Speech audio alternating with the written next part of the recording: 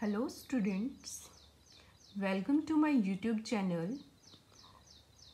आज हम इस वीडियो में डिस्कस करेंगे Rutherford model of an atom. जैसे कि हमने टॉपिक स्टार्ट किया हुआ था atomic models, structure of atom chapter का, class 9th chemistry, structure of atom. उस चैप्टर का आज हम टॉपिक डिस्कस करेंगे Rutherford model of an atom. अब जैसे कि पहले हमने एक मॉडल डिस्कस कर लिया था, थॉमसन मॉडल। नेक्स्ट मॉडल आता है, उसकी एक लिमिटेशन थी। थॉमसन मॉडल ऑफ एटम के अंदर क्या था कि वो स्कैटरिंग के रिजल्ट्स को वो शो नहीं कर पाया था। ठीक है, कि स्कैटरिंग से क्या होता है, कैसे एटम्स के अंदर इलेक्ट्रॉन्स और प्रोटॉन्स जो है वो अरेंज होते हैं, ये सब वो एक्सप्लेन नहीं कर पाया था, इसलिए फिर उसको रिजेक्ट कर दिया गया था। देन रदरफोर्ड आए, रदरफोर्ड साइंटिस्ट आए, उन्होंने 1911 के अंदर क्या किया, स्कैटरिंग एक्सपेरिमेंट्स किए। ठीक है, उसको हम क्या बोलते हैं, रदरफोर्ड स्कैटरिंग एक्सपेरिमेंट, या फिर न्यूक्लियस की डिस्कवरी भी इसी से हुई, discovery of nucleus, Rutherford scattering experiment. अब जो अर्नेस्ट रदरफोर्ड थे वो किसके अंदर इंटरेस्ट ले रहे थे, क्या शो करना चाहते थे वो, कि कैसे इलेक्ट्रॉन्स जो हैं वो अरेंज होते हैं, हमारे एटम के अंदर इलेक्ट्रॉन्स कैसे अरेंज होते हैं। फिर रदरफोर्ड ने एक्सपेरिमेंट डिज़ाइन किया जिसको हम क्या बोलते हैं, रदरफोर्ड स्कैटरिंग एक्सपेरिमेंट। अगर हम लैंग्वेज में देखें तो क्या आएगा, Ernest Rutherford was interested in knowing how the electrons are arranged within an atom. So Rutherford designed an experiment for this, which is known as Rutherford scattering experiment. फिर उन्होंने scattering के लिए ये एक्सपेरिमेंट किया, जो ये फिगर दिख रही है, ये एक्सपेरिमेंट किया। अब इस एक्सपेरिमेंट में क्या किया उन्होंने, मेन क्या था motive, fast moving alpha particles were made to fall on a thin gold foil. Fast moving alpha particles थे जो बहुत ज़्यादा फास्टली मूव कर रहे थे, अल्फा पार्टिकल्स, उनको क्या किया, थिन गोल्ड फॉइल के ऊपर डाला। फिर उनमें क्या देखी कि क्या ऑब्जर्वेशन की उन्होंने, कि कोई डिफ्लेक्ट हो रहा है, कोई बिना डिफ्लेक्शन के जा रहा है, ये सब उन्होंने ऑब्जर्व किया। अब देखो इस एक्सपेरिमेंट में क्या किया। फर्स्टली एक लेड का ब्लॉक ले लिया, ठीक है, उसके अंदर, उसकी कैविटी के अंदर हमने रेडियो एक्टिव एलिमेंट रखा, एक स्लिट लगाई, उससे पास होते हुए अल्फा पार्टिकल्स जा रहे हैं आगे। फिर एक थिन फॉइल लगाई गोल्ड की, उससे पास होके हमें पता लगेगा कि डिफ्लेक्शन हो रही है या कोई सीधा पास हो रहा है, या फिर कम डिफ्लेक्शन हो रही है, या फिर ज़्यादा डिफ्लेक्शन हो रही है। और ये एक सर्कुलर जिंक की सल्फाइड की स्क्रीन लगा दी, उसके ऊपर वो स्ट्राइक करते जाएंगे। अब देखो क्या था, in this experiment fast moving alpha particles were made to fall on a thin gold foil. अब देखो क्या किया उन्होंने, सबसे पहले उन्होंने क्या किया, ही सेलेक्टेड अ गोल्ड फॉइल। उन्होंने एक गोल्ड फॉइल ली, कि ऐसी ली कि उसकी लेयर जो है वो बहुत ज़्यादा थिन हो, बिल्कुल पतली लेयर वाली गोल्ड की फॉइल ली। फिर अल्फा पार्टिकल्स को डबली चार्ज किया।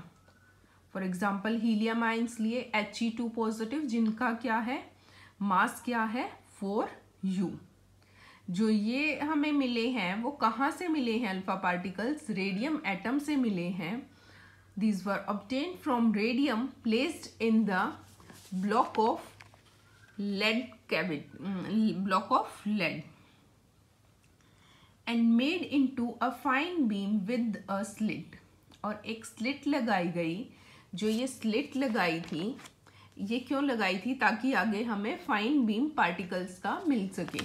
ठीक है, नेक्स्ट है, he observe the scattering of alpha particle, alpha rays after hitting the foil by placing a circular zinc sulfide screen around the metal foil। Metal foil के around क्या किया, circular zinc sulphide की एक screen लगा दी ताकि हमें जो scattering के बाद अल्फा रेज मिले उस फॉइल से टकरा के वो हमें मिल सके। Wherever alpha particle strikes the screen, a flash of light is produced at that point on the screen.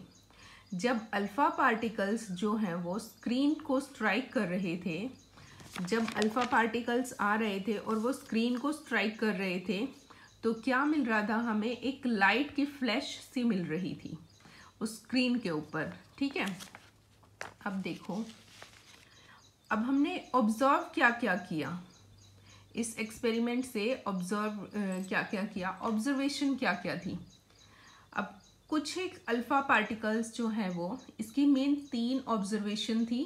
ये क्वेश्चन भी आ सकता है कि what are the observations of Rutherford model of an atom.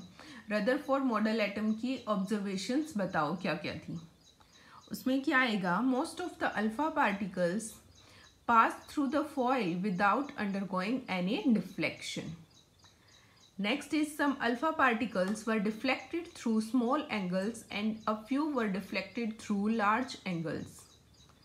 Third one is very few, only 1 in 12,000 were deflected back, that is through an angle greater than 90 degree. अब देखिए diagram में, देखिए alpha particles यहाँ से आ रहे हैं, radium radio active element लिया हुआ है, फिर एक स्लिट लगाई, फिर एक गोल्ड फॉइल से अल्फा रेज यहाँ से आ रही है, इससे पास होकर कुछ एक जो है वो सीधा विदाउट एनी डिफ्लेक्शन, कोई उनके अंदर डिफ्लेक्शन नहीं होगी, तो वो स्ट्राइक करेंगी जिंक सल्फाइड स्क्रीन को, जो ये सीधी वाली लाइन है। और फिर कुछ एक जो है वो स्मॉल डिफ्लेक्शन से पास होंगी, स्ट्राइक करने के बाद स्मॉल डिफ्लेक्शन शो करेंगी, थोड़ी सी डिफ्लेक्ट हो जाएंगी, अपने सीधी से थोड़ा सा वो अपना पाथ चेंज कर लेंगी। और कुछ एक जो अल्फा रेज आएंगी वो लार्ज डिफ्लेक्शन शो करेंगी, बहुत ज़्यादा डिफ्लेक्ट हो जाएंगी, बहुत ज़्यादा मुड़ जाएंगी वो अपने रास्ते से। ठीक है, और कुछ एक जो होंगी वो यहाँ पर जाकर वापस इससे स्ट्राइक करके वापस डिफ्लेक्ट हो जाएंगी, वो ग्रेटर देन 90 डिग्री के एंगल से ज़्यादा पर डिफ्लेक्ट होंगी। ये थी इसकी 3 ऑब्जर्वेशंस। अब इन तीनों ऑब्जर्वेशन से कंक्लूजन निकालेंगे कि कंक्लूजन क्या क्या निकले हैं। First is, since most of the alpha particles pass through the foil without undergoing any deflection. First थी हमारी यही कि कुछ एक अल्फा पार्टिकल्स, बहुत सारे अल्फा पार्टिकल्स थे जो मोस्टली वो क्या कर रहे थे, विदाउट एनी डिफ्लेक्शन जा रहे थे। ठीक है, इसका मतलब क्या है, इससे क्या कंक्लूजन निकलेगा? There must be sufficient empty space within the atom, कि एटम्स के अंदर बहुत सारा एम्प्टी स्पेस है, खाली जगह है। ठीक है, फर्स्ट ऑब्जर्वेशन से हमारी ये कंक्लूजन निकली। Second is the alpha particles deflected by small angles. कुछ वो था कि एक स्मॉल एंगल से डिफ्लेक्ट हो रहे थे और एक लार्ज एंगल से डिफ्लेक्ट हो रहे थे, जो सेकेंड वाली थी। उससे देखो, जो स्मॉल एंगल से डिफ्लेक्ट हो रहे थे, इसका मतलब क्या है कि वो किससे पास हो रहे थे? Close to the positive charge body. जो पॉजिटिव चार्ज बॉडी है, न्यूक्लियस है, उसके बिल्कुल क्लोज से पास हो रहे थे। और जो लार्ज एंगल से डिफ्लेक्ट हो रहे थे, उसका मतलब क्या है कि वो बहुत ज़्यादा क्लोज थे। वो थोड़े क्लोज थे स्मॉल एंगल वाले, और जो ज़्यादा थे वो बहुत ज़्यादा क्लोज थे। थर्ड क्या था? Since some alpha particles are deflected back, कि कुछ एक जो थे वो डिफ्लेक्टेड बैक में डिफ्लेक्शन शो कर रहे थे। उसका मतलब क्या है कि अल्फा पार्टिकल्स जो है वो बहुत ज़्यादा हैवी पार्टिकल्स हैं। ठीक है, this could be deflected back. ये डिफ्लेक्टेड बैक में डिफ्लेक्शन क्यों शो कर रहे हैं? केवल उसी वजह से क्योंकि ये स्ट्राइक कर रहे हैं हैवियर बॉडी के, एटम के अंदर जो हैवियर बॉडी है उसको वो स्ट्राइक कर रहे हैं। नेक्स्ट था कि डिफ्लेक्टेड बैक जो है वो बहुत ज़्यादा स्मॉल थे, कि बहुत कम अमाउंट में जो थे वो वापस से डिफ्लेक्शन शो कर रहे थे, बैक डिफ्लेक्शन शो कर रहे थे। वो क्या था कि उससे क्या पता चलता है कि जो हैवी बॉडी एटम के अंदर प्रेजेंट है वो बहुत बहुत कम वॉल्यूम ऑक्यूपाई कर रही है। ये थी उनकी कंक्लूजन, तीनों ऑब्जर्वेशंस की कंक्लूजन। अब जो smallest heavy positively charged body है जो एटम के अंदर प्रेजेंट है, जो हम जिसकी बात कर रहे हैं, वो क्या है? उसको हम क्या बोलते हैं? न्यूक्लियस। अब अगर क्वेश्चन आ जाए डिफाइन न्यूक्लियस, तो आप क्या आंसर दोगे? The smallest heavy positively charged body present with in the atom was called nucleus. अब ये हो गया, ऑब्जर्वेशन हो गई, एक्सपेरिमेंट में क्या किया, फिर उसके बाद क्या ऑब्जर्व किया, फिर उसके बाद क्या कंक्लूजन हुए, एंड अब बारी आती है कि क्या क्या एक्टिविटी हमारी शो हुई। स्कैटरिंग के, अल्फा पार्टिकल्स की स्कैटरिंग से क्या शो हुआ। अब उसमें दो केस आएंगे, एक सिंगल एटम से स्कैटरिंग हुई और एक ग्रुप ऑफ एटम से स्कैटरिंग हुई। अब सिंगल एटम से स्कैटरिंग देखो, ये न्यूक्लियस है, ये ऑर्बिट के अंदर इलेक्ट्रॉन्स रिवॉल्व कर रहे हैं। अब देखो अल्फा रेज आ रही हैं ऐसे, कुछ एक अल्फा रेज जो है वो कोई डिफ्लेक्शन शो नहीं करेंगी, विदाउट एनी डिफ्लेक्शन वो पास हो जाएंगी। कुछ एक जो है वो स्मॉल डिफ्लेक्शन शो करेंगी और कुछ एक जो है वो लार्ज डिफ्लेक्शन शो करेंगी और कुछ एक जो है वो बैक डिफ्लेक्शन शो करेंगी। ये तो था एक सिंगल एटम का। ऐसे ही अगर हमें ग्रुप ऑफ एटम्स दे दें, उसके लिए क्या करना है? ये तो सिंगल एटम का शो कर दिया। अब यहाँ पर इतने सारे एटम्स हैं, एटम्स का ग्रुप है पूरा, उसमें भी क्या होगा? वही सेम प्रोसीजर होगा। अल्फा रेज आ रही है, बीच में इनके ये न्यूक्लियस है जहाँ ये डॉट डॉट लगे हुए हैं। कुछ एक जो है वो सीधा बिना किसी डिफ्लेक्शन के मूव करेंगे, कुछ एक जो है वो क्या करेंगे कि स्मॉल डिफ्लेक्शन शो करेंगे, कुछ एक जो है वो बैक डिफ्लेक्शन शो करेंगे, कुछ एक जो है वो लार्ज डिफ्लेक्शन शो करेंगे। ये भी क्या था? स्कैटरिंग का ही कंसेप्ट था, स्कैटरिंग ऑफ अल्फा पार्टिकल्स एक सिंगल एटम से या फिर एक ग्रुप ऑफ एटम से कैसे शो करेंगे। नेक्स्ट आता है Rutherford nuclear model of an atom. अब स्कैटरिंग के बाद एक और मॉडल डिजाइन किया रदरफोर्ड ने, उसमें क्या था? Rutherford nuclear model of an atom. On the basis of scattering experiment के बेसिस पर Rutherford put forward a model of atom known as Rutherford nuclear model. अब स्कैटरिंग एक्सपेरिमेंट के बेसिस पर क्या किया रदरफोर्ड ने? एक और मॉडल दिया उसके बाद, उसका नाम क्या था? रदरफोर्ड न्यूक्लियर मॉडल, जिसकी फीचर्स थी कुछ, विच हैड फॉलोइंग फीचर्स। क्या क्या फीचर्स थी? First is an atom consist of two parts. एक एटम्स के अंदर दो पार्ट्स होते हैं, एक न्यूक्लियस होता है और एक एक्स्ट्रा न्यूक्लियर पार्ट होता है। न्यूक्लियस क्या होता है? It is a small, heavy, positively charged body present in the center of the atom. Nucleus जो है वो एक small heavy positively charged body होती है जो एटम के सेंटर के अंदर प्रेजेंट होती है। Extra nuclear part, it means the space around the nucleus in which the electrons are distributed. कि न्यूक्लियस के अराउंड, न्यूक्लियस सेंटर में हो गया हमारा, अब न्यूक्लियस के अराउंड एक एटम के अंदर न्यूक्लियस के अराउंड जो स्पेस बच गया जिसके अंदर इलेक्ट्रॉन्स डिस्ट्रीब्यूट हैं, हमारे इलेक्ट्रॉन्स रिवॉल्व कर रहे हैं, डिस्ट्रीब्यूट हो रहे हैं, अलग अलग जगह पर हैं, तो उस पार्ट को क्या बोलेंगे हम? Extra nuclear part.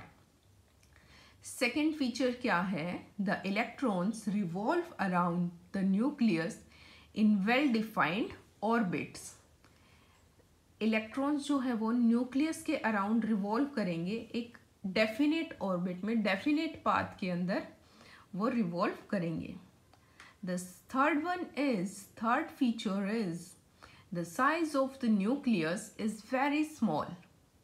न्यूक्लियस का साइज जो है वो बहुत स्मॉल होता है as compare to the size of the atom. कि न्यूक्लियस का साइज बहुत स्मॉल होता है, अगर हम एटम के साथ कंपैरिजन करें तो न्यूक्लियस का साइज बहुत ज़्यादा स्मॉल होता है, छोटा होता है। Thus, this model is similar to our solar system. अब क्या बोल सकते हैं, जो रदरफोर्ड न्यूक्लियर मॉडल है वो किसकी तरह है, हमारे सोलर सिस्टम की तरह है, जहाँ पे क्या है, न्यूक्लियस किसकी, न्यूक्लियस जो है वो सन जो है वो न्यूक्लियस की तरह एक्ट करेगा, और जो इलेक्ट्रॉन्स हैं वो प्लैनेट्स हैं।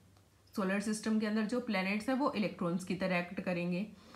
इसीलिए हम इन इलेक्ट्रॉन्स को क्या बोलते हैं, प्लैनेटरी इलेक्ट्रॉन्स।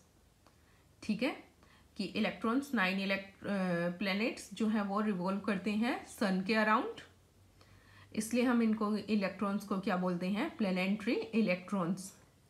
अब एक ड्रॉबैक थी रदरफोर्ड मॉडल की, वो देखो क्या थी। The major drawback of this model is that it cannot explain the stability of an atom.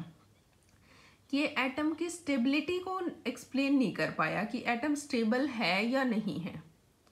ठीक है, एज पर द मॉडल के अकॉर्डिंग क्या था कि इलेक्ट्रॉन्स जो है वो ऑर्बिट के अंदर रिवॉल्व कर रहे हैं, ऑर्बिटल रेवोल्यूशन के अंदर। ठीक है, न्यूक्लियस के अराउंड वो रिवॉल्व कर रहे हैं, लेकिन वो स्टेबल नहीं है। क्योंकि रिवॉल्विंग इलेक्ट्रॉन्स जो है वो इलेक्ट्रॉन जो रिवॉल्व कर रहे हैं वो क्या करेंगे, ऑर्बिट के अंदर एक्सेलरेशन शो करेंगे। एक्सेलरेशन शो करेंगे तो एनर्जी एमिट करेंगे, एनर्जी को बाहर निकालेंगे। उसकी वजह से क्या होगा, बाहर निकलेगी तो इलेक्ट्रॉन्स की एनर्जी जो है वो कम हो जाएगी, लॉस हो जाएगा इलेक्ट्रॉन्स की एनर्जी का, in the form of radiations के फॉर्म में वो लॉस कर देंगे एनर्जी को, और वो सीधा किसके अंदर चले जाएंगे, न्यूक्लियस के अंदर चले जाएंगे।